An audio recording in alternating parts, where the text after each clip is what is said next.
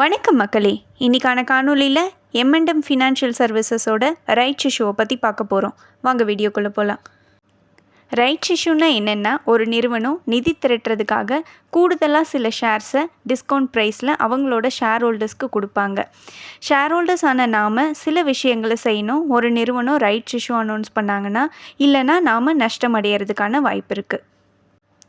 இப்போது M&M finance எதுக்காக இந்த ஃபண்ட் ரைஸ் பண்ணுறாங்கங்கிறத பார்த்துடலாம். M&M ஃபினான்ஸ் 1991 ஸ்டார்ட் பண்ணது. இது ஒரு நான் பேங்கிங் ஃபினான்ஸ் கம்பெனி.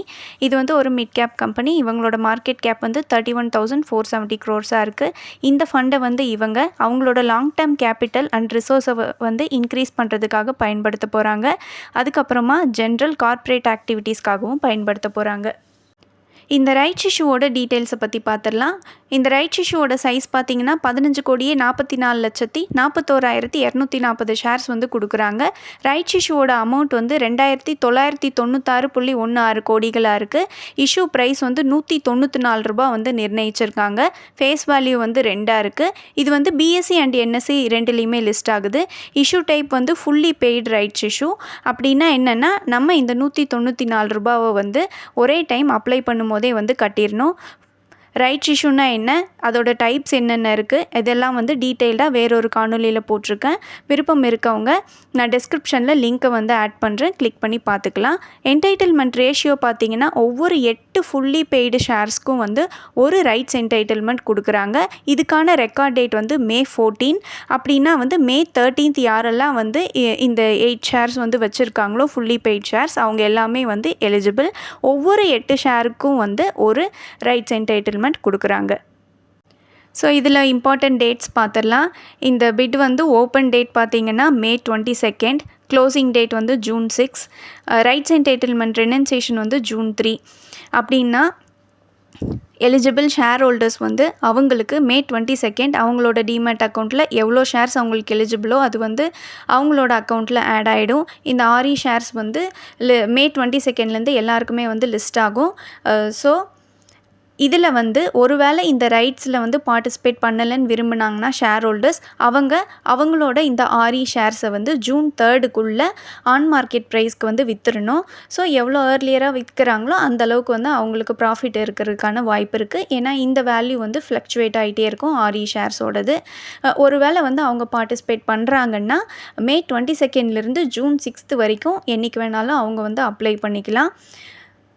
ஸோ எவ்வளோ ஷேர்ஸ் அவங்களுக்கு அலோகேட் ஆகிருக்குன்னு தெரிஞ்சுக்கிறதுக்கான டேட் June 9.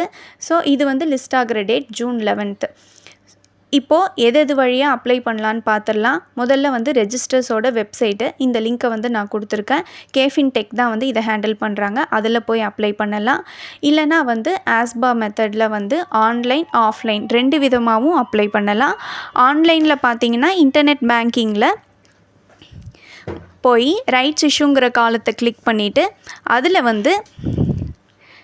M&M ஃபினான்ஸுன்னு இருக்கும், அதை கிளிக் பண்ணிவிட்டு அதில் ஆல்ரெடி ஷேர் ஹோல்டர்ஸாக இருந்தீங்கன்னா எவ்வளோ ஷேர்ஸ்க்கு எலிஜிபிளோ உங்களுக்கு அதை காமிச்சிரும். நீங்கள் ஒவ்வொரு ஷேருக்கும் ₹194 கொடுத்து அப்ளை பண்ணலாம். அடிஷ்னலாகவும் ஷேர்ஸை நீங்கள் அப்ளை பண்ணலாம். பட் கொடுக்கறதும் கொடுக்காதும் நிறுவனத்தோட கையில் தான் இருக்குது. இப்போது நான் ஷேர் ஹோல்டர்ஸாக இருந்தாங்கன்னா அவங்க முதல்ல RE ஷேர்ஸை வாங்கணும். May 22 June 3 வாங்கணும்.